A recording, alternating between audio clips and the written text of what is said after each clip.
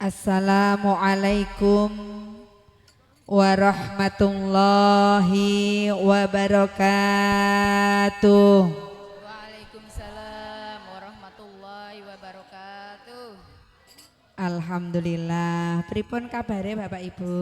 Alhamdulillah saya. Sae sehat. Wau mriki jawah nggih. Mugi-mugi jawahipun beto barokah Allahumma.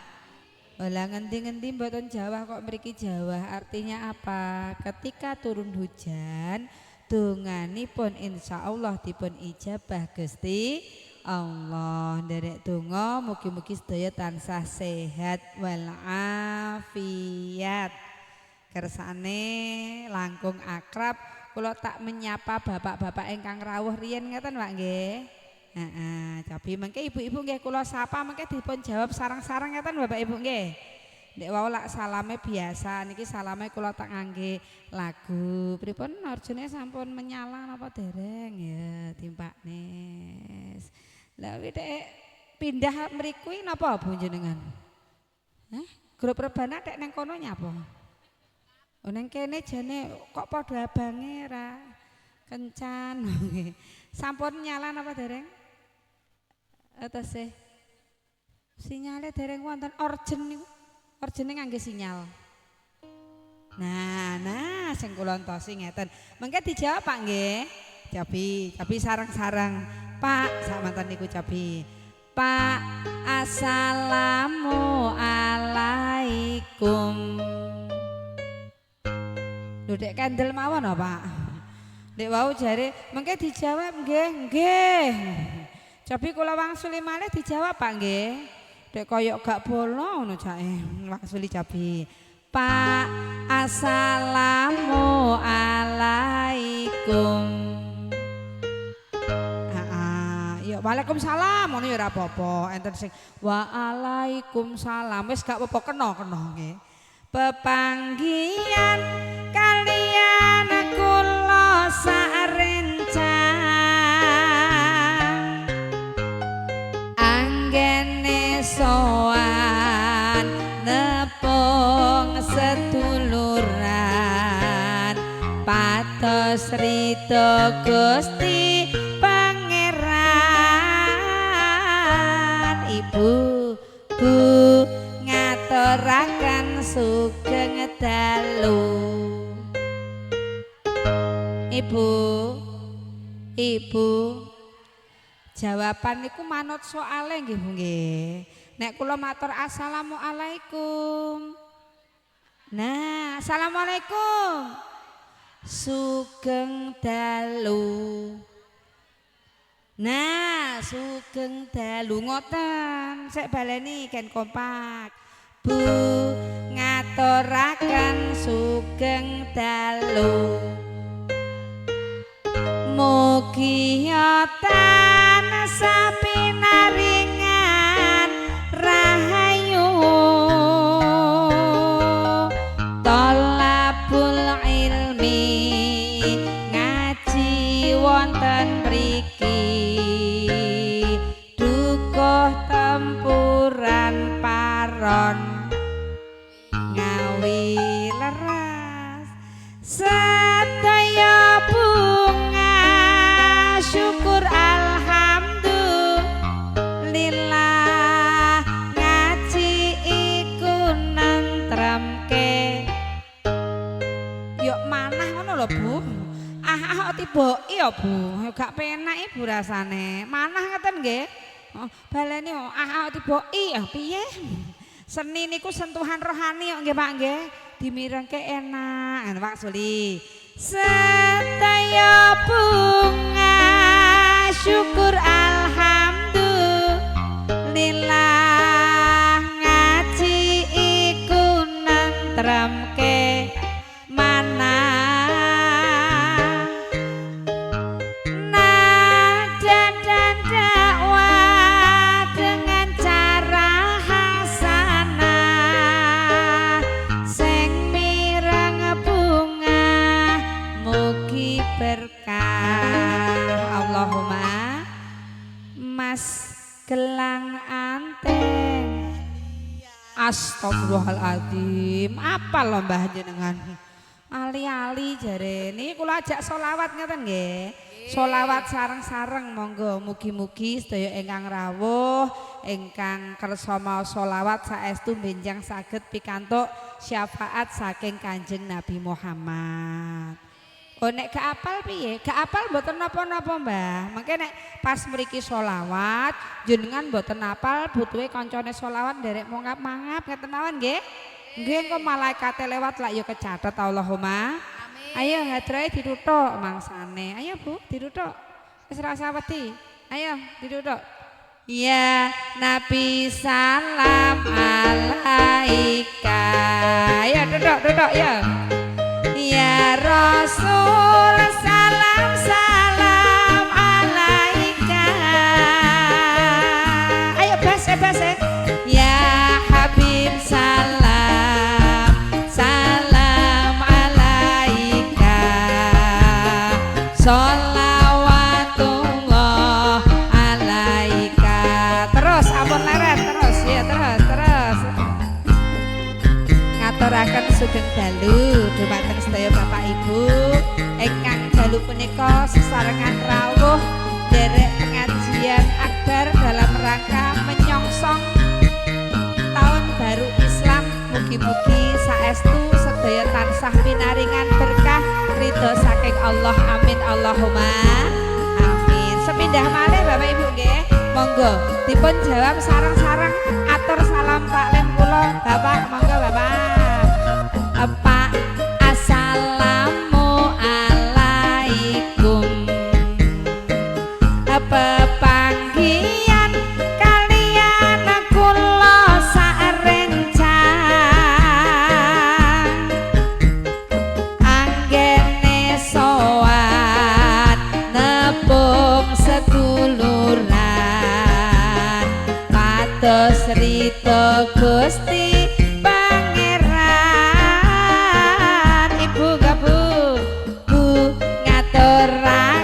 sugeng dalu sugeng mugi tansah pinaringan rahayu thalabul ilmi ngaji wonten mriki wonten tempuran paron ngawi leres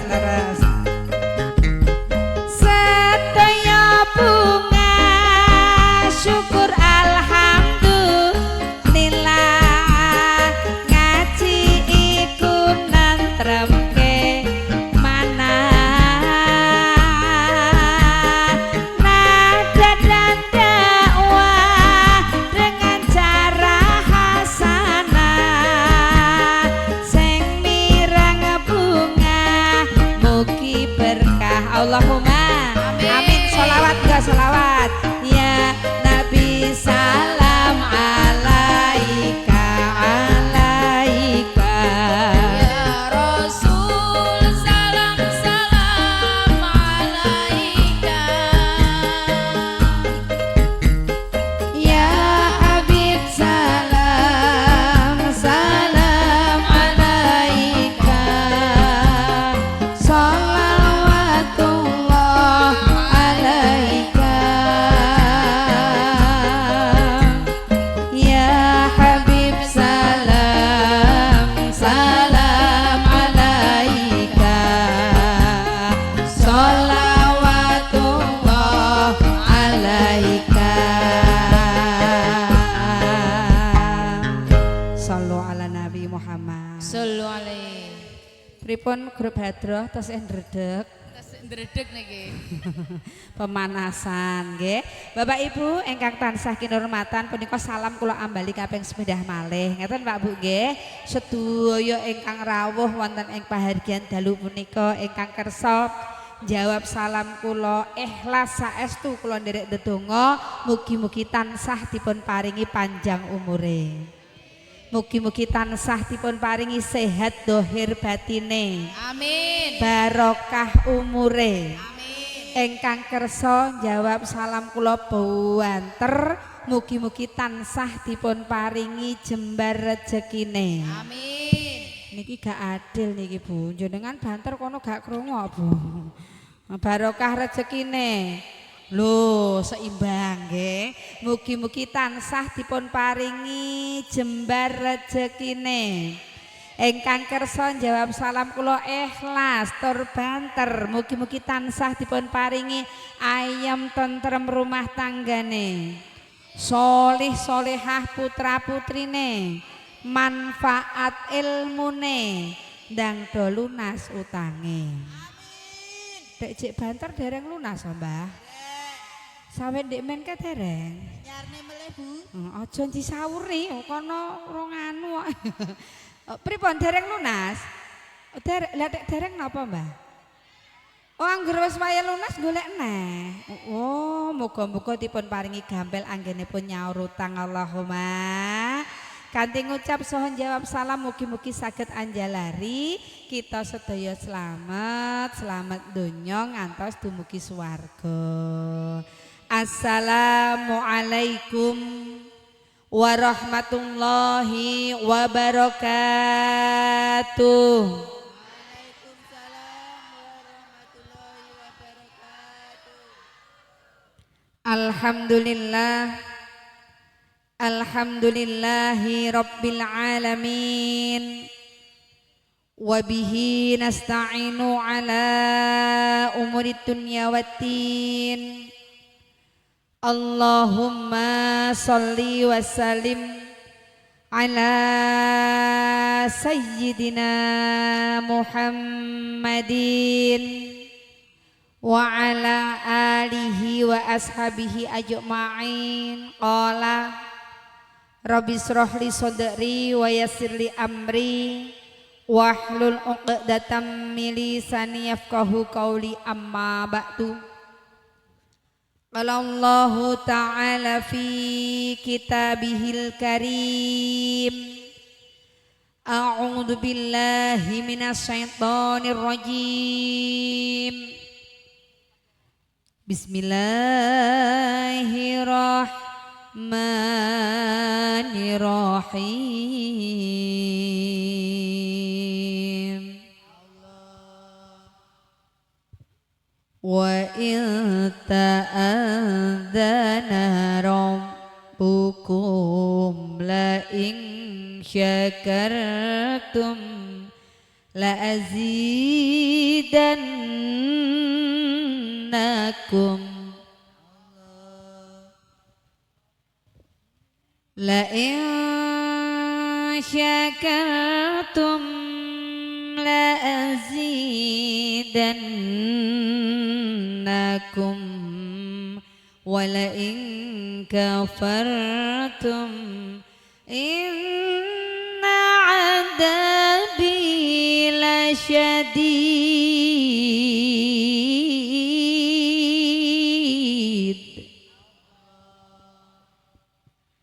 Sadaqallahul adzim. Sadaqallahu adzim, sadaqallahu adzim, sadaqallahu adzim. Hadratil kiram dumateng para alim, para ulama, sesepuh, pini sepuh, aji sepuh ingkang tansah kita takdimaken sedaya para kiai, ibu nyai, ustadz ustadzah, para haji, para hajah ingkang boten saged kalau sebat setunggal bapak setunggal. Boten kata lumpen dumateng sedaya tokoh masyarakat saha pamong desa saking dukuh Tempuran Paron Ngawi ingkang tansah kawula hormati panjenenganipun Bapak RT, Bapak Kepala Desa, Bapak Carik, Bapak Bayan, Mbak Bilih Rawuh saha sedaya perangkatipun ingkang tansah kawula hormati. Kasun mriki tasih usum kasun nggih.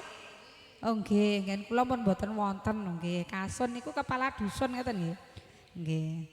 Saha dumateng panjenenganipun Ketua Panitia Penyelenggara Pengajian Umum dalam rangka memperingati dan menyongsong tahun baru Muharram ingkang fa insyaallah dipun mulyakaken Allah Subhanahu wa taala. Segenap ketua panitia dan semua yang terlibat dalam kegiatan malam hari ini yang luar biasa, tepuk tangan kagem panitianipun ingkang sampun ngedalaken waktu, tenaga, pikiran, biaya. Leres mboten, Pak? Nggih, pokoke maju bareng, bondo, tenaga, terus napa meneh, Bu? Waktu, wes pokoknya didualne untuk melaksanakan penyelenggaraan pengajian dalam rangka memperingati dan menyongsong tahun baru Muharram. Mugi-mugi estu sedaya jerih payah panjenengan pikantuk ridho saking Gusti Allah, pikantuk leliru ingkang langkung kathah, amin Allahumma. Soho dumateng Bapak Ibu hadirin hadirat tamu undangan ingkang tansah kaula hormati, wabil khusus grup Hadroh Al Hikmah. Leres nggih Bu nggih? Hadroh Al Hikmah iku asmane, ketuane sinten niki? Hah? Oh, Bu Fatimah dadi ketuane. Bu Fatimah ingkang pundi? Oh jenengan nggih. Grup Al Hikmah iku asmane, nada dakwah dados misine. Leres Bu nggih? Prawan kabeh penabuhe. Prawan. Kayak ngono Pak, angger ning ngono ngakune prawan kok piye. Tapi luar biasa. Kula niku Bu, kados ilmu titen, grup rebana, angger pemainnya ibu-ibu, mesti bojone wong sabar. Sing lanang mesti sabar, nggih mboten Pak? Oh, lah nggih no, ibu-ibu niki butuh latihan ninggal anak bojo lho. Nggih, Pak ameh latihan hadroh, nek bojone ra sabar mesti rasah metu ngono. Tapi nyatane angsal ta Bu jenengan? Heeh, malah entuk sangu barang. Arep tampil rene geger ya Pak, klambine anyar ya Pak ya, tuku seragam meneh ya Pak ya, ya ditukokne kok Bu. Ya berarti kan sing kakung sabar nggih mboten? Lah sing luweh luar biasa mleh ngeten Bu. Pas nalika sing wedok tampil ki lho bojone momong kok. Niku nek ra wong sabar mboten saged nglampahi. Pramila mugi-mugi sedaya grup Hadroh beserta keluarga dipun paringi keberkahan saking Allah, Allahumma. Panjenengan ngeten iki dakwah Bu, dakwah berjuang gitu, nguri-nguri agamanipun Gusti Allah. Wah sing kakung setunggal tok Mas. Jenengan berarti nak nu bagus dhewe. Niki dikancani bapak, biasanya jenengan ngono mesti digemateni dhewe. Nggih Mas nggih. Mboten napa-napa tapi buke mboten cemburu to. Aman nggih? Aman. Pun garwane jenengan nderek mriki mboten? Nderek. Mboten kok Bu jenengan ngaku atau nderek mboten nderek sinten kula. Nggih matur sembah nuwun mugi-mugi pikantuk ridho saking Allah, amin Allahumma. Saha dumateng sedaya kanca-kanca kadang muda tumaruna satriyaning nagari Karang Taruna napa? Tunas Harapan ingkang tansah kaula hormati, kaula tresnani. Generasi-generasi Islami yang fa insyaallah dipun mulyakaken Allah Subhanahu wa taala. Ngawali atur monggo kita tansah ngaturaken puji dalasan syukur bi kaulina alhamdulillahirabbil alamin. Ing wekdal kesempatan dalu punika Bapak Ibu kita saged makempal bermuajahah wonten papan palenggahan punika kanthi keadaan sehat walafiat. Pramila monggo sedaya mawon dipun syukuri kanthi ngucap syukur alhamdulillah wa syukru lillah ala nikmatillah la haula wala quwata illa billah. Mugi-mugi saestu kita sedaya ingkang rawuh tansah dipun paringi kegiatan, tansah dipun paringi keberkahan, tansah dipun paringi kemudahan anggenipun gesang wonten alam donya saha nindakaken sedaya perintahipun Gusti Allah, nebi sedaya laranganipun Gusti Allah, saha berjuang wonten agami ingkang dipun ridani Gusti Allah. Ibu kenging napa to Bu, kita sedaya dadi wong urip kok ndadak bersyukur marang nikmate Gusti Allah. Piye? Kita sedaya ndadak bersyukur marang nikmatipun Gusti Allah niku janjane napa to Pak? Oh, jebule Allah ngendikan wonten Al-Qur'an, wa itta'adzana rabbukum la ing syakartum la azidanakum wala ing kafartum inna adabi lasyadid. Ingkang artosipun dos pundi?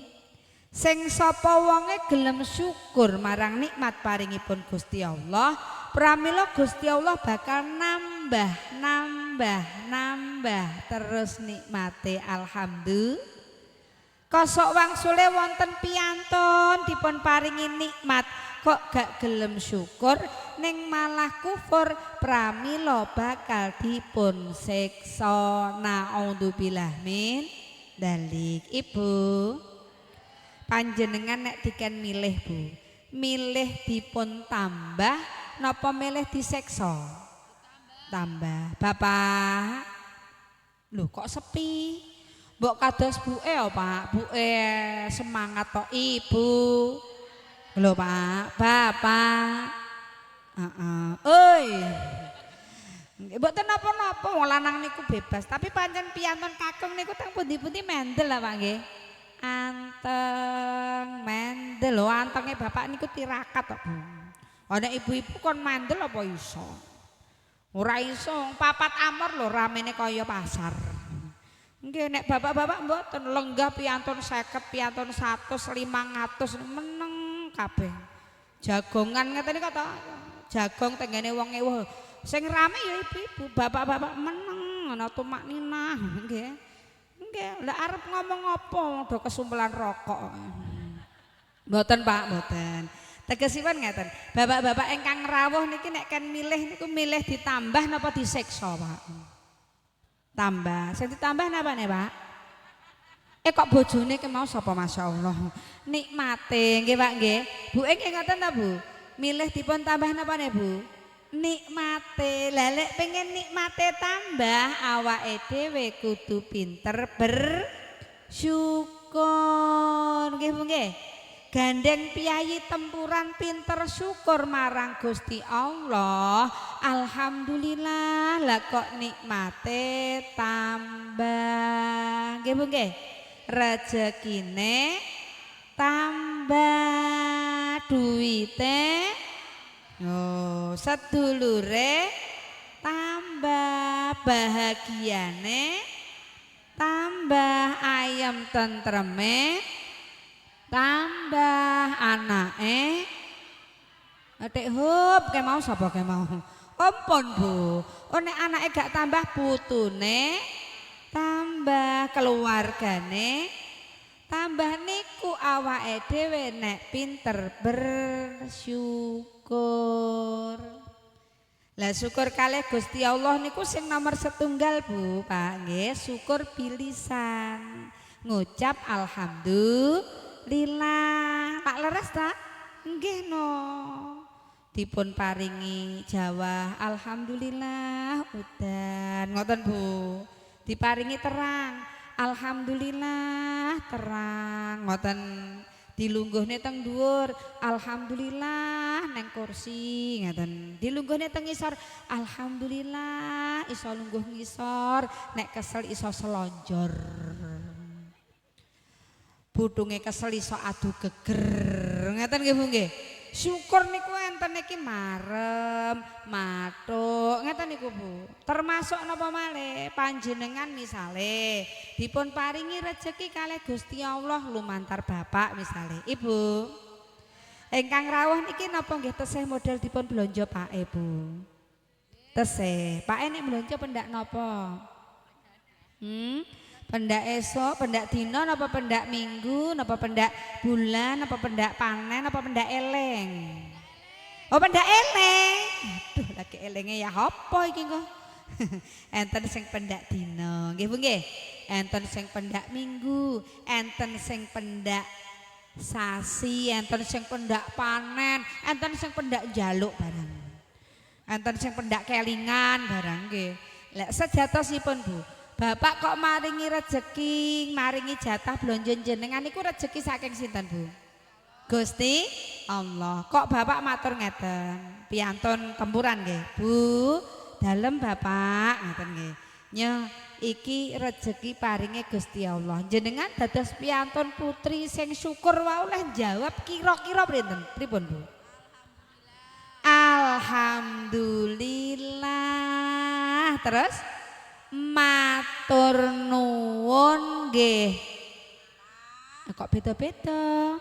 Anak sing pak, anak sing pah, anak sing mas, anak sing yang. Mriki nek nimbali bapake pripun, Pak? Bapak apa papa apa yang beb apa? Oh, papa, sapa ke mau papa? Oh, tempuran usum papa nggih. Berarti papae pendak dino ngantor, ngeten nggih? Kantore teng pundi, Pak? Oh, saben. Elok berarti nggih, elok. Mboten napa-napa. Berarti nek papah kondur ke kantor nggih jenengan sambut. Sambut papahe kondur kledang uluk salam. Assalamualaikum. Waalaikumsalam. Papah pulang. Kiai tempuran langsung tersenyum lebar. Papahe mantuk saking kantor gitu, nyunggi suket karo nggawa warit. Saking senenge ditimbali puapah leh mlaku iso nerik-nerik Pak, cagak-cagak ditabraki. Ibuke celuluk, "Papa pulang ngarit ya, Pah." "Iya, Mah, Papa pulang ngarit." "Lah, Mama sudah pulang maton." "Sudah, Mama sudah pulang maton. Dapat berapa kedok, Mah?" Sajake rumah tanggane bahagia, alhamdulillah. Syukur bilisan ngucap hamdalah niku eneke seneng, nggih mboten? Napa melih jenengan bar matur nuwun nggih Pak, matur nuwun nggih Pak, matur nuwun nggih Kung, wau ta? Matur nuwun nggih Mas, terus jenengan tambahi Bu, ampun pelit-pelit. Jenengan udu ngendikan lho Bu. Ya Allah Pak, tak sawang-sawang jenengan ki tambah tuwa kok malah tambah bagus. Kira-kira Pak Es seneng mboten Pak? Oh seneng, saking senenge diarani tambah bagus sedina atus ping 4 tok. Lah kok jenengan sakniki tambah sregep. Oh Pak Dilem tambah sregep niku enake resik-resik. Pokoke ngliter wis gak nglerenke wong. Warit dicekel dingah-dingah dibabati. Omah-omah diresik-resik kabeh. Saking resikane enek TV didol. Enek kulkas didol. Oh lah kok sofa barang didol. Nek mbok resiki kabeh apa? Ana dhafatu minal iman no. Lho lah kok jenengan saiki tambah gemati, tambah lomo. Alhamdulillah. Piantun kakung kok jenengan aturi ngeten niku Bu. Sing kakung rida nyambut gawe tambah semangat. Leres mboten Pak? Nggih, tambah semangat, tambah seneng. Sek gandeng sing kakung rida Gusti Allah nggih rida. Lah ngoten ta? Nggih. Ngerti sifat pangeran. Kula ora-orake ampun ditinggal turu Bu nggih. Kang wis nyipta gumelaring bumi langit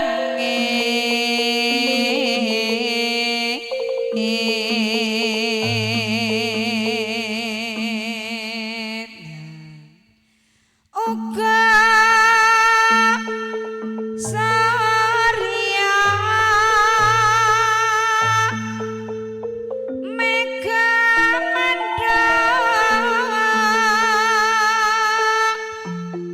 isen-isene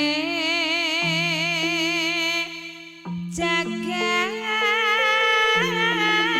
kang supaya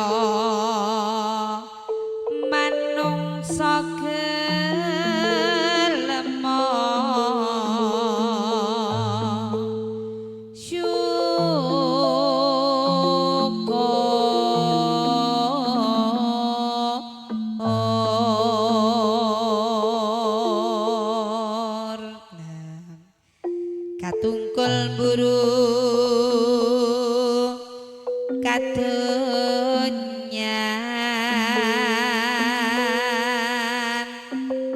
satemah lali mati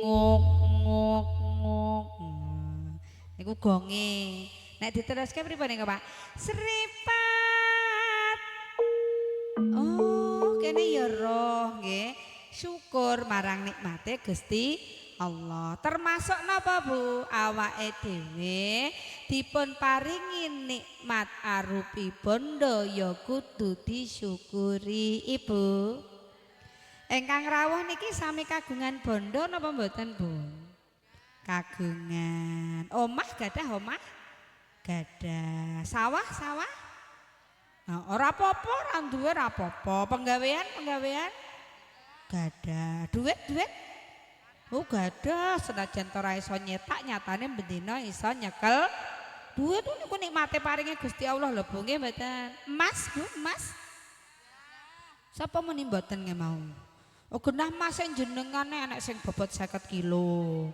enek sing 67 nggih Pak nggih oh enek sing 74 barang emas sinten Bu Mas bojo, malah oh ya wes niku, alah sedaya niku nikmat paringipun Gusti Allah ingkang kedah dipun syukuri. Gusti Allah kok maringi bondo, nggih ta? Piantun tempuran sing syukur, kudu nggunakne bondo sing dititipne Gusti Allah kanthi bijaksana. Ibu, leres mboten? Lerah. Contoh sederhana. Gusti Allah paring bondo, nggih to. Kaya dene nek jenengan jagong nek bapak-bapak dalu mriki nek enten tiyang hajatan mantu nggih usum jagong mboten, Pak? Mengke kula paringi contoh keng mriku mugi-mugi saged dipun pahami nggih. Misale bapak-bapak jagong dalu, yo karo ndelok klenengan, sok-sok karo ndelok campur sari, sok-sok karo ndelok dangdut, nek pengajian jarang nggih Bu nggih. Oh jarang, kok barikin insyaallah usum. Kalih jagong niku lho Pak. Sing kagungan kersa niku kan nyuguhi unjukan. Sami mboten kalih seragen. Usume teh biasane nek dalu lho nggih diparingi unjukan wedang teh. Sing duwe omah niku maringi unjukan wedang teh niku niate kersane dipripun nggih Bu? Diunjuk leres pinter tempuran diunjuk mboten namung disawang mboten namung diingeti nggih to mboten dibuang tapi dinapane diunjuk nek sing diparingi unjukan gelem ngunjuk sing maringi lega mboten lega seneng mboten seneng akhirnya saking senenge jam 10 niku bakal metu sing jenenge jok sami mboten nggih kalih seragen. Nggih, jok niku lho Bu. Nek wis entek terus dijok melih, nggih ta? Usum mboten niki? Nggih, kula anggap usum ngeten nggih. Dadosipun kira-kira jam 10 niku Karang Taruna niku ngedalne sing jenenge jok. Enten piyayi niku sing nalika diparingi unjukan niku diunjuk setengah, nggih ta? Enten sing diunjuk seprapat. Anak sing diunjuk entek resik sampai jengking niku. Enten, nggih enten. Enten sing namung disowang sawang tok mboten diunjuk. Lah nalika joke metu Bu, sedaya dijoki kalih Karang Taruna. Dikebaki mboten Bu? Dikebaki. Sing ngunjuke seprapat dadi kebak. Sing ngunjuke setengah dadi kebak. Sing entek resik mau dadi kebak. Berarti secara hakikat sing entuke akeh dhewe niku sing leh ngunjuk dipripun nggih Bu? Ditelaske cerdas, pinter. Ditelaske. Lah sing gak diunjuk niki wau Bu. Mboten ditambah lho lah kok cerdas-cerdas nggih tempuran. Dadi sing diparingi niki blas mboten diunjuk, akhirnya mboten ditambahi. Arep ditambahi piye wong ijik kebak, nggih to? Malah enten tiyang niku diparingi unjukan niku namung diambu ngeten Bu. Iki teh kok ambune seger men ya. Eman-eman nek tak ombe. Ndah apike nek tak singgahno ngono Ibu. Tak simpen tak delikno nang jero lemari, lemarine tak tutup gen gak dijupuk wong. Niku wedang teh. Akhire wedang teh sing mboten diunjuk wau. Nek sesuk ngono kira-kira pripun Bu? Mambu. Lah nek mambu saged diunjuk mboten? Mboten. Solusine pripun Bu? Diguak. Mergo nek nekat diombe iki marai ndadekno penyakit. Saged dipun tampi? Saged. Saged dipun tampi Pak nggih? Saged. Bondo niku nggih ngeten niku Bu. Jenengan kok dititipi bondo kalih Gusti Allah. Enten sing dititipi rumah mewah, mobil mewah, artone kathah, nggih to? Misale contoh dititipi sawah lan sak piturute. Lajeng panjenengan iku duwe duit nyambut gawe neng sawah, panenane apik, duwe duit akeh. Jenengan nyambut damel rina wengi, esuk sore ngalor ngidul ngetan, ngulon jungkir, walik mobat, mabit golek duit, sirah dinggo sikil dinggo mlaku. Bengi dinggo awan dinggo awan meneh ora tau turu.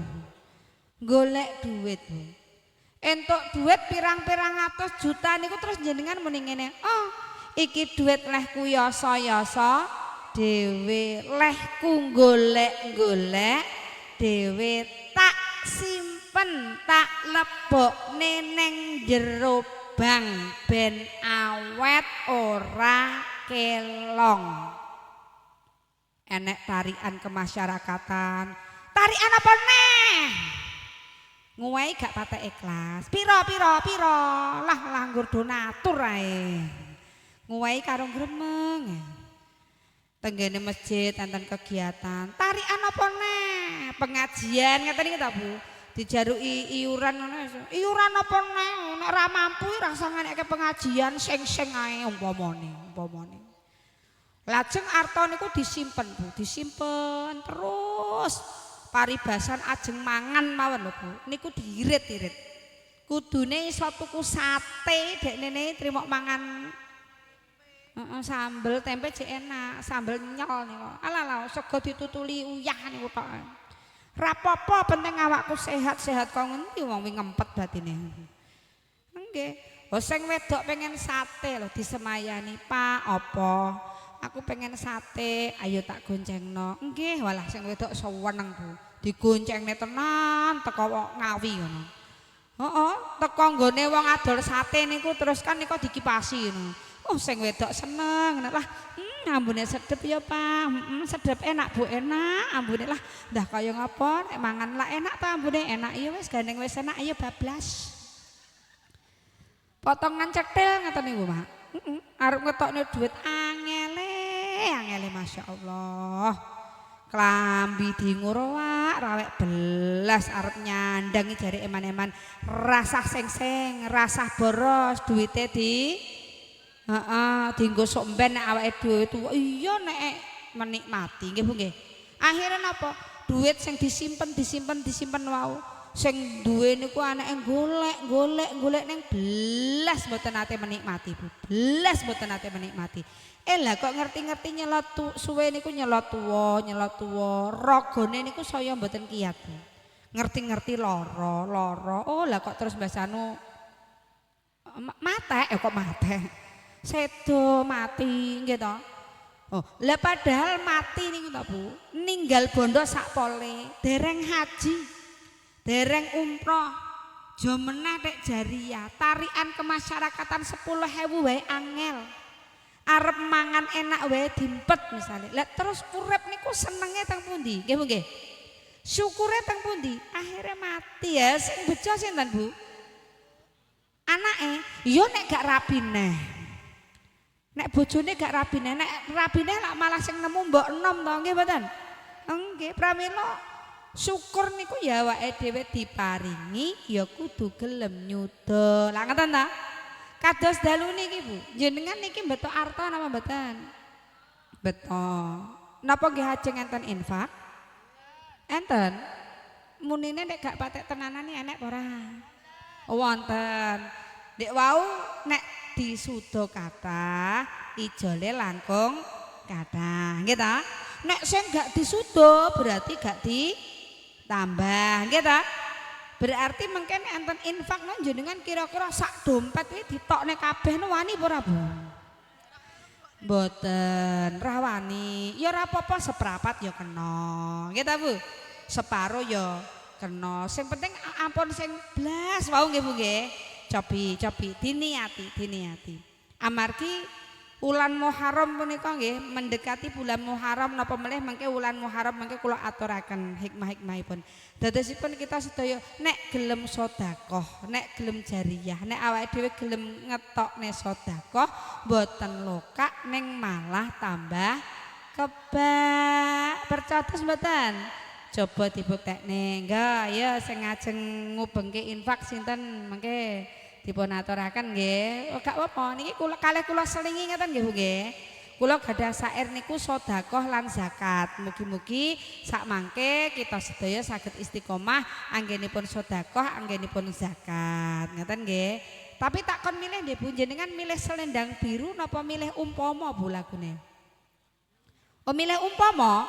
Berarti sing umpama aku rawati dosa lara tak wales lara kaya tatu sing tak tampa nanging aku ramentala niku nggih pun kula paringi syair versinipun umpama niki cara asline niku kula gubah ngibadah lan makarya wujud syukur saking nikmat paringipun Gusti Allah kados ngendikanipun Kanjeng Nabi ikmal li dunyaka ka'annaka ta'isu abada. Bekerjalah untuk duniamu seakan kau hidup selamanya. Wa mali akhiratika ka'annaka tamutu ghadan. Dan beramallah tuh akhiratmu seakan esok hari kau tiada. Nggih, nek kanca-kanca hadrah nderek ngubengke sorban kula tak single kalih orjen mawon. Ngoten nggih. Kalih orjen apa kalih hadrah? Oh, orjen mawon. Golek amane orjen mawon, Bu. Jeng ben nek maneh kepanggih malih dituthuk teko rampung lho nggih. Nah iki gak apa-apa sik, enggak ngibadah lan makarya. Shallu ala Nabi Muhammad.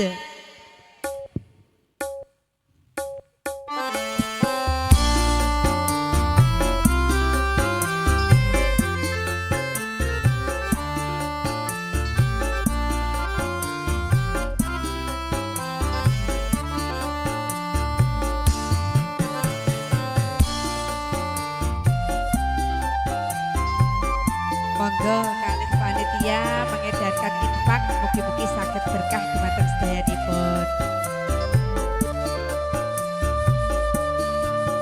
Makarya kanggo urusan donya kaya urip saklawasira.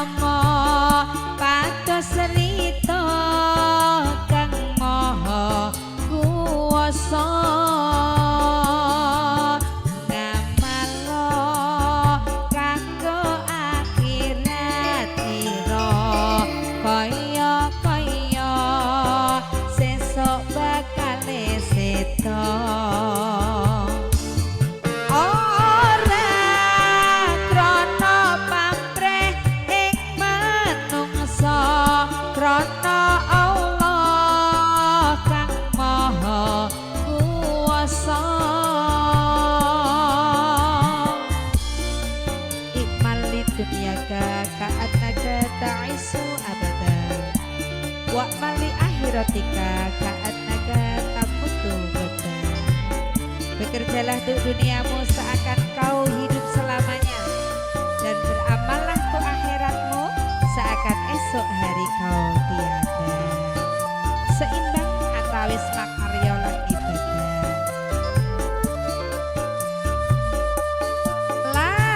Lamun sira padha sugih bondo donya, manfaatna bondo kanthi bijaksana.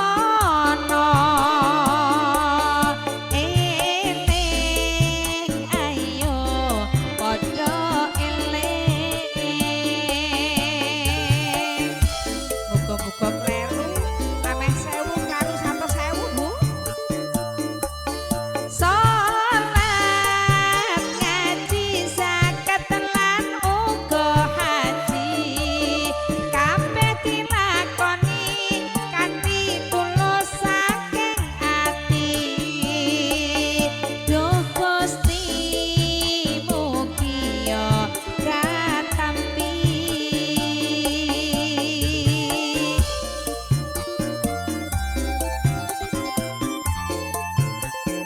Mugi-mugi sedaya amal kesaenan kita sedaya saged dipun tampi Allah Subhanahu wa taala. Amin Allahumma amin. Sing ikhlas nggih nggih.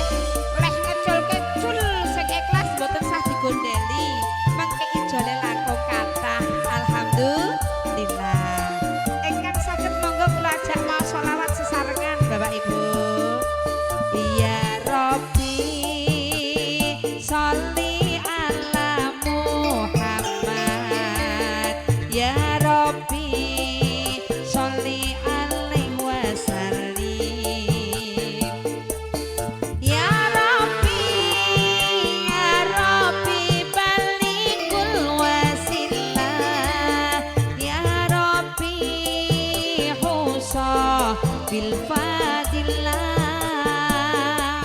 Ya Rabbi sholli ala Muhammad, ya Rabbi sholli alaihi wasallim.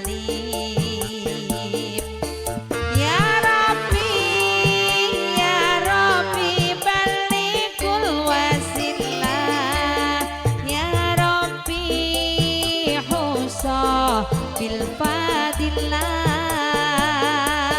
ya Rabbi husa bil fadilah.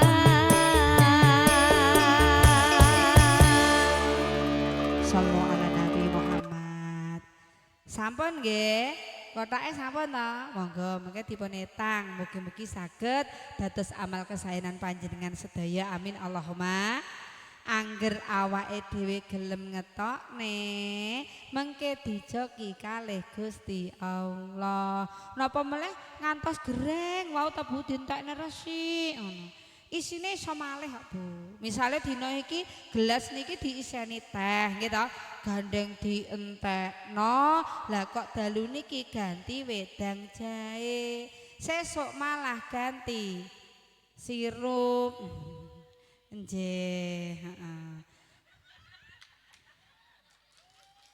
Siap. Iya, amargi napa?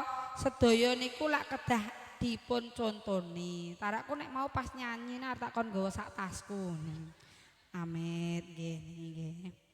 Nggih. Alhamdulillah. Niku syukur marang nikmat paringipun Gusti Allah. Ngeten nggih Bu nggih. Dadosipun nek awake dhewe syukur, ati niku rasane sekeca setunggal. Syukur bilisan ngucap hamdalah. Sing nomor kalih syukur bil arkan kanthi perbuatan. Sing nomor 3 syukur bil janan. Syukur ngangge ati. Ati kudu tansah qanaah nerima ing pandem. Nggih Bu nggih. Pokoke angger ati saged ngeten niku urip ki ayem tentrem, mboten kemrungsung ngeten. Amargi napa? Menungso niku sedaya dititah padha. Ning nek babagan rejeki dijatah beda.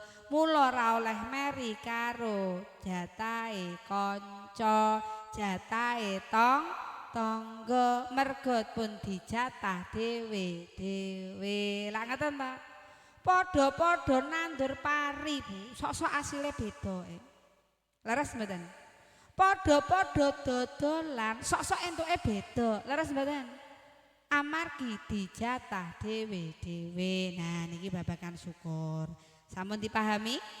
Syukur sampun dipahami nggih? Menawi sampun syukur sholawat ma'as salam bikaulina Allahumma sholli ala sayyidina Muhammad wa ala ali sayyidina Muhammad. Katur dumateng junjungan kita Nabiullah Nabi Muhammad sallallahu alaihi wasallam ingkang tansah kita ajeng-ajeng syafaatipun ing yaumil kiamah. Mugi-mugi saestu kita sedaya saanak turun saged dipun daku dados umatipun Kanjeng Nabi ingkang berhak nampi syafaat. Amin Allahumma amin. Ingkang angka 3 alhamdulillah Bapak Ibu. Dalu punika kawula marak sowan wonten ngersa dalem panjenengan sedaya sak perlu nuhoni timbalanipun segenap panitia penyelenggara pengajian dalam rangka menyongsong dan memperingati tahun baru Hijriah. Tahun pinten Bu? 1448 Hijriah. Amargi desa mawa cara, negara mawa tata. Kula ngaji teng mriki nembe dalu punika. Leres Bapak Ibu nggih? Jane kula bolak-balik mriki ning namung tenggene Mbak Siti mriku. Jenengan mriku paling tumbas bakso. Ngerti aku ya ora mbok taruh kok piye. Sakniki pun apal kula nek pas teng mriku ditaruh nggih Bu. Oh Bu Titi nggih ngaten. Dadosipun kula biasane niku Mbak Siti niku mbak kandung kula, mbak kandung. Dadosipun tunggal kandung. Niku mbak kula sing paling sregep dhewe, sing paling gemati dhewe. Ndelalah entuk bojo ya sregep. Sregep maitu. Ora ndi Mas Im awak tak ora mboten Mas Im. Walah wis iki kok aku kok mulih dicegak tenan niku. Mboten sregep nggih matur nuwun. Dadosipun kula nembe dalu niki.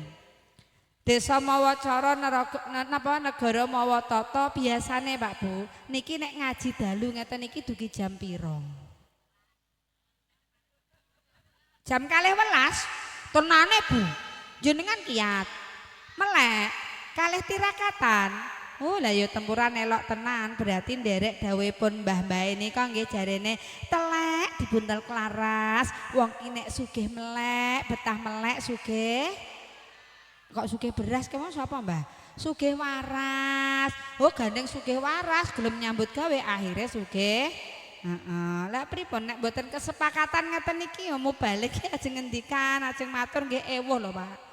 Oh kadang niku matur suwe ngeten niku dirasani ya Allah ngaji kok suwe men kaya balik anyaran ngoten kok Pak. Sedelok ya dirasani ya Allah Bu Titi ngaji ado-ado diundang kos ragen teko tempuran ngaji kok seplenget ra cocok karo eleh bayar gayane oleh membayar piro. Pramila mengke kripik gedang kripik etela sithik edang sing penting rata. Ngeten mawon nggih Bu nggih. Jenengan mriki kan sareng-sareng. Mengke mantuke sareng, aja enek sing disiki, aja enek sing ngareni ngeten nggih Bu. Lah piye mengke nek kula ngaji jenengan pun mantuk lah ya para kloso-kloso ingkang minulya lah ya ora penak. Pramila mengke kesepakatan. Kula ngaji niku ngukur jenengan Bapak Ibu. Pokoke tengere. Angger wis enek sing angop 5 tak wisi. Saestu. Wis angger anyak ongap, angop berarti kan pun anyak kesel nggih. Mosok anyak ngantuk tak wisi 5 cacahe. Niki wau kula pun entuk 3,5 Pak. Karek golek karo tengah angka sing sitok arep angop ra sida. Pramila alhamdulillah nderek bingah nderek teman mugi-mugi anggenipun ngawontenaken pengajian punika estu pikantuk ridho saking Allah saged mbeta manfaat barokah fitini wa dunya hatal akhirah amin Allahumma amin. Punika acarane menyongsong tahun baru Islam leres nggih. Kula badhe ngaturaken sekedhik tentang hikmahipun wulan Muharram. Wulan Muharram niku nek cara wong Jawa disebut sasi napa punika? Sura. Leres nggih? Nek Jawa niku napa? Sura, Sapar, Mulut, bakda Mulut terus Jumadil Awal, Jumadil Akhir, Rejeb, Ruah, Poso, Bodo, Selo. Nah, nggih leres. Nek cara Islame Bu, Al-Muharram, terus Sofar, Rabiul Awal, Rabius Sani akhir-akhir. Oh ya wis kula manut jenengan. Wis penak Jawa ngeten mangke. Bulan Muharram niku nek tenggene Jawa niku diarani wulan sura. Amargi napa? Di situ ada satu hari yang disebut dengan Asyura, gitu. Wonten kitab Al-Unyah nggih niki karangane Syekh Abdul Qadir Al-Jailani. Niku dipun sebutaken. Di salah satu hari punika ada yang namanya hari Asyura. Tanggal pinten, Pak? Sedoso. Tanggal pinten? 10. Jadi tanggal 10 Suro. Niku disebut Asyura. Pramila teng mriki dipun jelasaken sing sapa wonge, gitu. Gelem lakoni poso ing sasi Sura sedina nggih. Berarti neng bulan Muharram niku jenengan gelem poso siji ndil. Ora kudu tanggal 10 misalnya. Kaburku tanggal 1 ya tanggal 1, kaburku tanggal 4 ya tanggal 4, tanggal 15 ya tanggal 15, tanggal 29 ya tanggal 29. Pramila fadilahipun niku jenengan sami kalih nglampahi napa poso 30 dina. Alhamdulillah. Niku nek ping pinten Bu posone Bu? Ping setunggal. Tanggale bebas. Tanggalipun bebas nggih. Tanggalipun bebas. Menawi kita sedaya pulun nglampahi ing tanggal 10 Suro, mriki tanggal setunggal Surone njeng napa Pak? Selasa napa Rebo? Malam Selasa napa malam Rebo? Pun mantepe jenengan ngeten mawon nggih. Kon enten sing malam Selasa, enten sing malam Rebo. Monggo niku kanton kemantepane panjenengan. Niku panjenengan nglampahi ing tanggal 10 Suro, berarti nek tanggal 1 Selasa niku tanggal 10 kanton ngitung Bu nggih. Selasa, Rebo, Kamis, Jumat, Sabtu, Ahad, Senin, Selasa, Rebo, Kamis. Kamis besuke. Kok nglampahi poso. Fadilahipun kuwatah sanget. Napa mawon? Salah satunya panjenengan niku bakal pikantuk pahala 10.000 malaikat. Teng kitab wau dipun jelasaken. Akeh lho Bu, 10.000 malaikat. Leres mboten? Ndah akeh ngaten nggih Bu nggih. Lajeng napa malih? Sedina tok tanggal 11 niku. Panjenengan sedaya bakal pikantuk pahalanipun 1.000 orang yang mati syahid. Alhamdulillah. Lajeng napa malih Bu pahalane panjenengan sedaya bakal pikantuk pahalanipun 1.000 orang yang berhaji dan berumroh. Alhamdulillah. Dadi nek tanggal 10 Suro gak poso kira-kira eman-eman mboten Bu? Eman-eman sak puwole. Kanggene ingkang yakin nggih. Amargi napa? Amargi tiyang niku lak keyakinane berbeda-beda. Leres mboten? Nggih. Nek kanggone sing yakin walah nek ra poso eman-eman banget. Lajeng kita sedaya ngurip-ngurip menghidupkan malam 10 Suro niku nggih fadilahe kuwatah sanget. Amalan napa sing sae? Jenengan setunggal.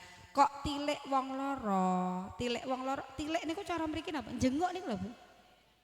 Napa? Ngendangi alah ya Allah nggih. Kula niku riyen ning Sragen pertama tilik niku kok tilik iki prak mangan terus diicipi ke jenenge niliin. Dek ayo Dek tak jak niliki koncoku lho. Lah kanca kok ditiliki, sing ditiliki apane jebule jenguk orang sakit niku lho Bu. Niku nek cara Sragen tilik. Kok panjenengan saged niliki wong sakit tiang gerah wong loro, empati niku nggih, simpati kalih tiang. Lho, fadilahe niku napa? Jenengan padha karo tilik anak putune Nabi Adam. Masya Allah saalam donya. Kuwatah sangat fadilahe alhamdulillah. Niku nek dilampahi khusus wonten ing tanggal 10 Muharram. Lajeng napa meneh? Panjenengan kok bantu tiang kesusahan pas tanggal niku. Masya Allah. Jenengan niku dianggap mboten nate nglampahi maksiat. Luar biasa. Fadilahipun 10 surah niku luar biasa. Lajeng panjenenganipun Rasulullah niku ngendikan, berbuatlah keluasan kepada keluargamu yang membutuhkan. Jadi nek pas tanggal 10 suro kok awake dhewe niku nguwahi kesenengan gitu, maringi hadiah ibaratnya dengan harta yang kita miliki untuk keluarga kita, yo anak, yo bojo, yo wong tua gitu nggih. Pramila niku sak mangke berkahipun luasnya tidak akan pernah habis. Dadosipun boten badhe kesulitan ekonomi. Dadi nek tanggal 10 suro Bu, awake dhewe iso nguwahi hadiah karo keluarga. Bapak-bapak nggih ngoten, Pak? Bapak. Rencanane tanggal 11 ajeng maringi ibuke hadiah napa, Pak? Hah? Gamis. Lho Pak wis enteng gamis. Nyuwun gamis, Mak. Lah sami ibuke ajeng maringi hadiah pake napa Bu jenengan Bu? Kopi ya? Aku peluk. Aku peluk, Pak. Bu lah maringi hadiah aku peluk, Pak. Rene tak paringi ku peluk. Heeh, ora apa-apa aku peluk-peluk ngono nggih. Nek bapake maringi hadiah buke utawi maringi hadiah putrane. Nek jaman riyen kula teng pondok pesantren niku angger tanggal 10 suro niku nggih, abah ibu niku ngajari sedekah. Sedekah sing manis-manis ngaten niku. Dadosipun kuamar niku sedaya niku ndamel tek kolak, tek dawet, tek napa mengke ijolan-ijolan dadi sedekah karena memang fadilahnya luar biasa. Tidak akan pernah kesulitan ekonomi. Alhamdulillah. Dados bapak-bapak sing mboten nate maringi hadiah buke dieling-eling, Pak. Tanggal pinten Pak? 10 suro. Nggih, 10 suro. Mengke dicatet. Wis aku tak khusus ngowahi hadiah karo ibu, karo bojoku pas dina iki. Mengke buke ditangleti. Bu, ketoke awakmu pengen hadiah napa? Ngeten nggih, Pak nggih? Tenan lho, Pak. Ibu, jenengan nek ditakoki Pak enek ketoke pengen napa, Bu? Oh, gelang. Gelangnya emas napa gelang karet? Oh, Mas, Masya Allah. Yo, Pak berarti celeng-celeng awet saiki. Nggih, Pak nggih. Ulang nggih. Nyenengne wong niku genten disenengne kalih Gusti Allah. Leres mboten? Leres no. Leres. Anak ditakoki, lha atake malah gak tau ngowahi hadiah blas atake. Sing ibuke nggih ngoten, wah khusus wulan suro tanggal 10 tak muasake sing enak-enak ngeten nggih Bu nggih. Kanggo bapake ora urung duwite ya oleh ngowahi. Ditanjakke ya, tak baleni. Tapi mboten hadiah niku mboten kudu sing ngeten niku. Nek misale jenengan kok rande duwite tenan, sing penting napa sepeda motor dikebaki, Pak. Bojone digoncengne, wis dijak pit-pitan nang endi kono. Diseneng-seneng nih kan wong wedok wis seneng. Angger jenengan jak selfie manut lho seneng Pak niku. Lah bojoku niku angger kula jak fotono angele. Lah wong lanang kok padha jenengan apa nggih. Pramila niku 10 Muharram. Lajeng ada mengusap rambut anak yatim, kepala anak yatim. Niku maksudnya gak kok terima jenengan ngusap mboten, menyantuni. Tapi mboten kudu pas tanggal 10 suro, setiap bulan nek saged menyantuni anak ya. Yatim saged niku fadilahipun luar biasa. Awake dhewe niku napa to Bu? Ning alam donya niku urip lak namung sedhela, nggih mboten? Nggih, namung sedhela. Mula niku awake dhewe kudu sing ati-ati lan waspada. Perintahipun Allah ditindakno, larangane ditinggalno. Ana donya sawetara. Lho iki teko jam pira engko? Kula tambahi 15 menit wis kiyat, Pak. Tesih. Awake dhewe gesang wonten alam donya niku namung sawetara, namung sedhela banget. Lah ngoten to. Tumindak nderek dawuh agami pramila kita sedaya didhawuhi tumindak nderek dawuhipun agami. Ayo padha golek sangu pramila monggo kita sami-sami pados sangu. Sangu dibuta teng pundi Bu? Wonten pundi? Soan mring alam baka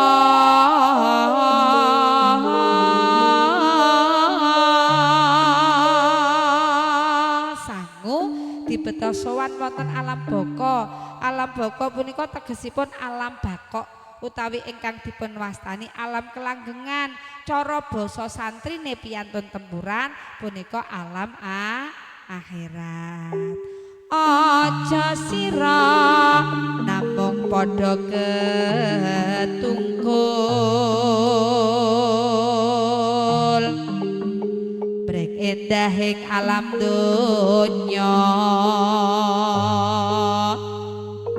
elinga marang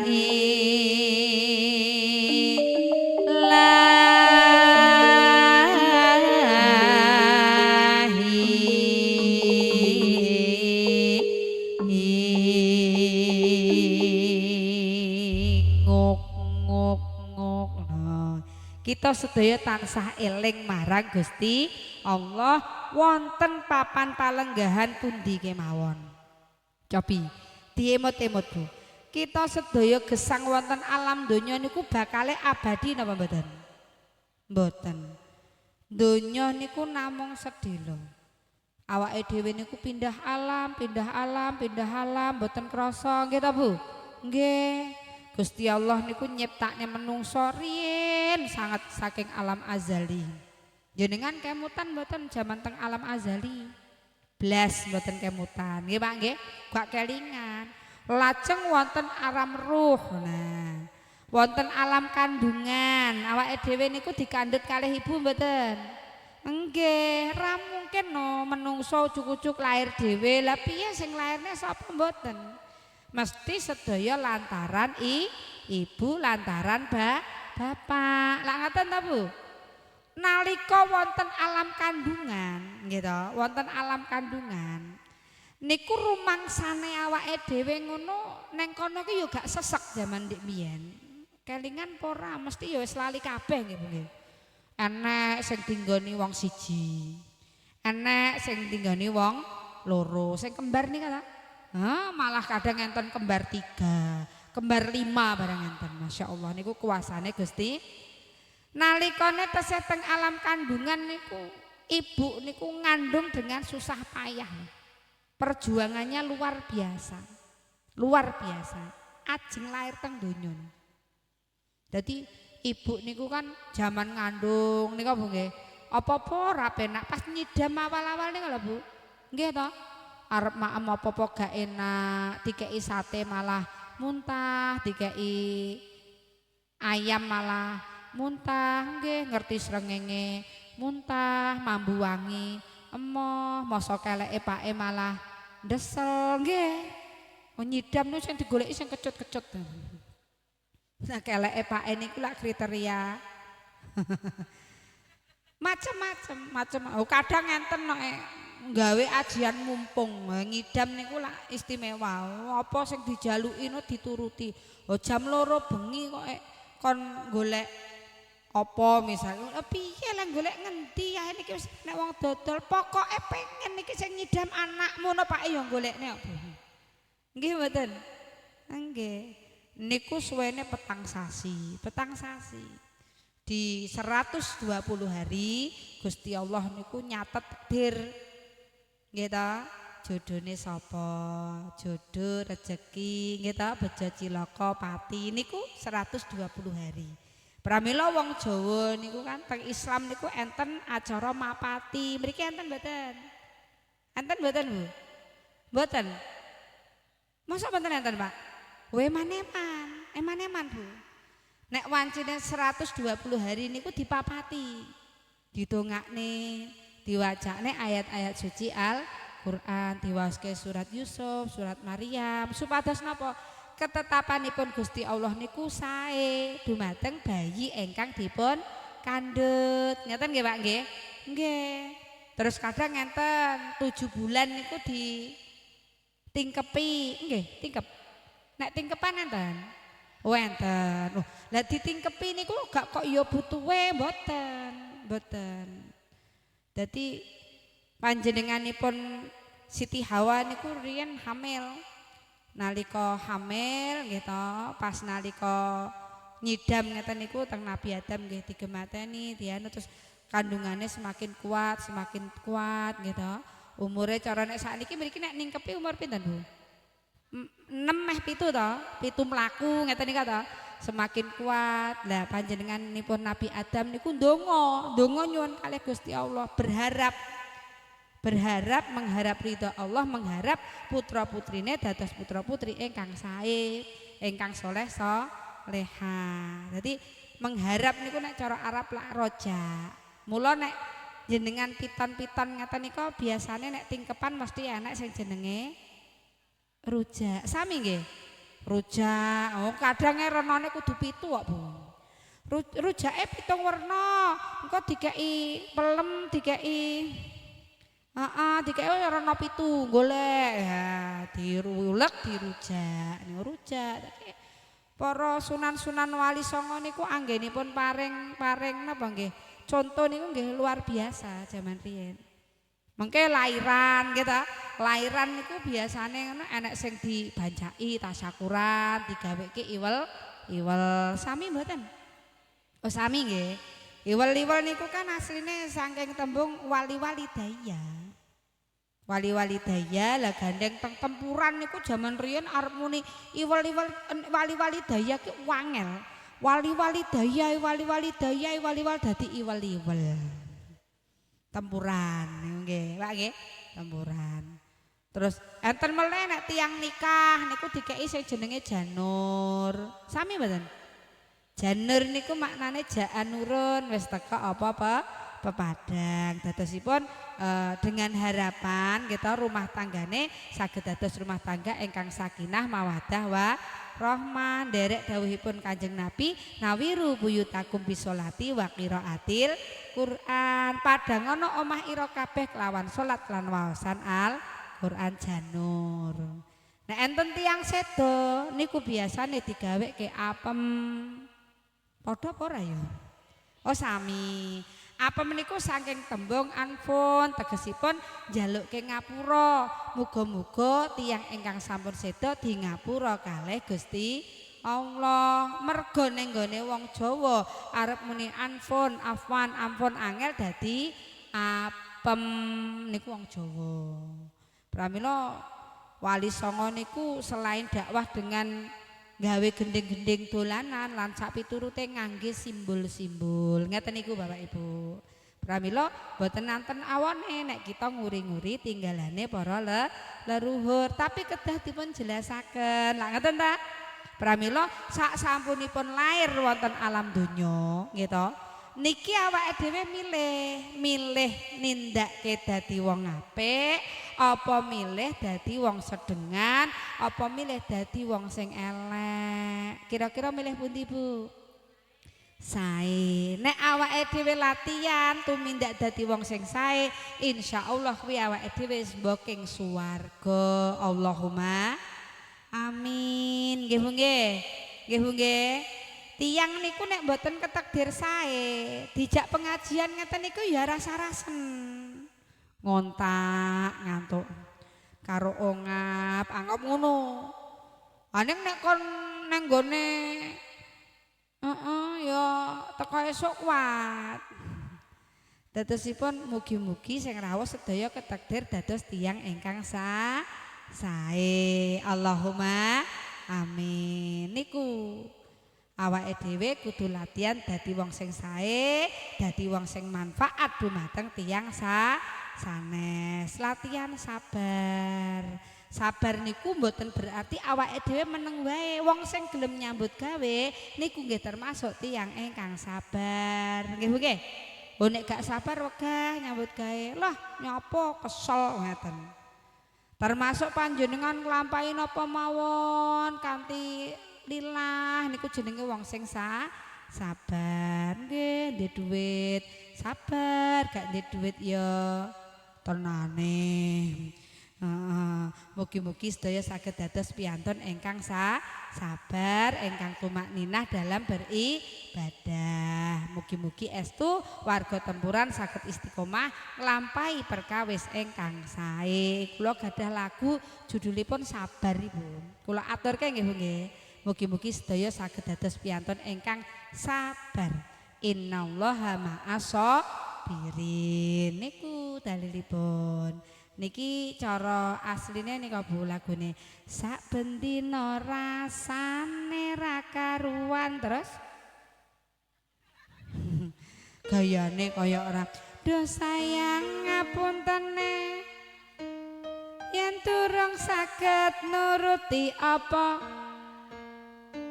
aja padha sumelang ana dina liyane bakal tak upayake mbuh kepiye hafal tresnoku ora bakal luntur sayangku ora bakal goyah najan kahanane aku tetap setia tidak mungkin mendua matur suwun sampun ana ngancani neng saben mangke kula ganti ya Rabbi sholli ala Muhammad Rabbi ya Rabbi sholli alaihi wa Rabbi ya Rabbi sholli ala Muhammad ya Rabbi sholli alaihi wasallim. Saged nggih?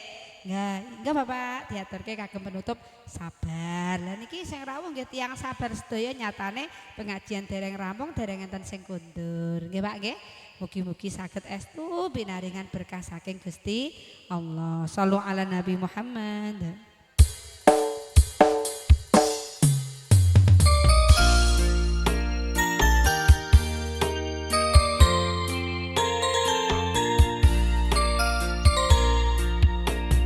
Sabendina rasane seneng tenan lamun iso nglampahi tumindak kesaenan nglampahi krana pados rida Gusti Pangeran ora krana menungsa saha pados lem-leman wong urip aja perlu nuruti nafsu sabar iku ingaran mustikaning lagu mugi ya bisa tinemu apa kang dadi sejamu lantaran lagu lan sabarmu sholawat ga ya Rabbi sholli ala Muhammad Rabbi ya Rabbi sholli alaihi wasallim Rabbi ya Rabbi sholli ala Muhammad ya Rabbi sholli alaihi wasallim sedulur ayo padha kuyup lan rukun tata tentrem kerta raharja leh nyuwun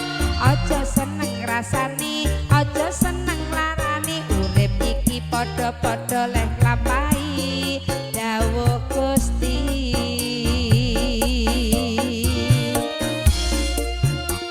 mugi-mugi sedaya ingkang rawuh estu pinaringan berkah saha ridho saking Allah Subhanahu wa taala saged ketenger dados piyantun ingkang bejo mulya donya ngantos dumugi swarga amin Allahumma amin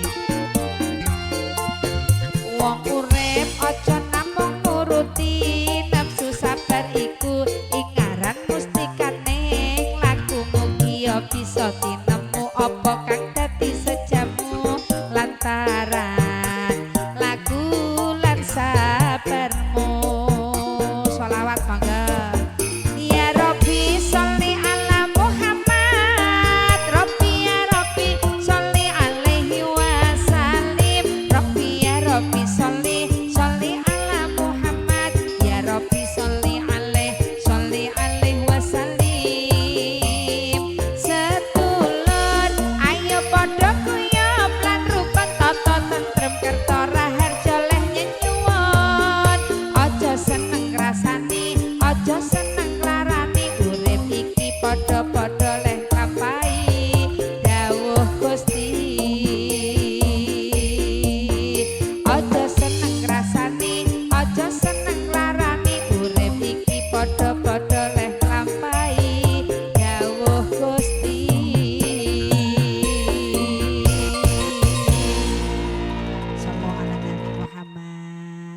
Sekali lagi tepuk tangan untuk panitia penyelenggara. Alhamdulillah sampun kelampahan. Mugi-mugi hadicara ing dalu punika estu saged beto manfaat barokah fitini wa dunya hatal akhirah. Amin Allahumma amin. Bapak Ibu ingkang tansah kinurmatan saderengipun kondur tentunipun sarang-sarang kita kedah ndedonga. Lak ngeten to? Sak mangke doanipun saking sesarengan ya, sesarengan monggo kita maos istighfar nyuwun kalih Allah mugi-mugi saestu Allah paring magfirah pengampunan dumateng sedaya dosa-dosa kita sae punika ingkang dipun sengaja utawi ingkang boten dipun sengaja. Sarang-sarang maos istighfar dilebetke ngantos dugi manah. Astaghfirullah Rabbal Astaghfirullah minal Rabbi zidni ilman nafi'a wa wafiqni amalan solihah. Amin ya Allah. A'udzubillahi minasyaitonirrajim. Bismillahirrahmanirrahim. Allahumma sholli ala sayyidina Muhammad. Alhamdulillahi rabbil alamin. Hamdan syakirin, hamdan na'imin, hamdan dzakirin, hamdan yuwaffi ni'amah wa yukafi'u masidah. Ya Rabbana lakal hamdu kama yanbaghi li jalali wajhikal karimi wa 'azimi sultanik. Rabbana hab lana min azwajina wa dzurriyyatina qurrata a'yun waj'alna lil muttaqina imama. Rabbana ighfir lana dzunubana wa liwalidayna warhamhum kama rabbayana shighara. Rabbana atina fid dunya hasanah wa fil akhirati hasanah wa qina adzabannar. Subhana rabbika rabbil izzati amma yasifun wassalamun alal mursalin walhamdulillahi rabbil alamin. Amin ya Allah ya rabbal alamin. Bisyiril Fatihah.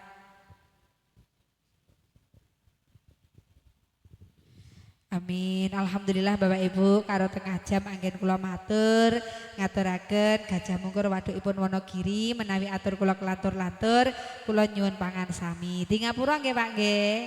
Di ngapura nggih Bu nggih. Yupainem dodolan telo cekap semanten atur kawula mugi-mugi Allah ridho saged pinanggih malih wonten wekdal ingkang sanes kanthi keadaan sehat wal afiat. Mbok pilih kisah wonten Sragen monggo sedaya katuran pinarak wonten gubuk kula ngeten nggih Bu nggih. Menawi gadah putra pengen sekolah SMP utawi mondok saged mengke wonten Pondok Pesantren Kasuka sareng kasareng ngudi ilmu sesarengan pados ridane Gusti Allah. Wekdal katur Kang Mas pengendali wara ngaturaken cekap wallahul muwaffiq ila aqwamit thoriq. Wassalamualaikum warahmatullahi wabarakatuh.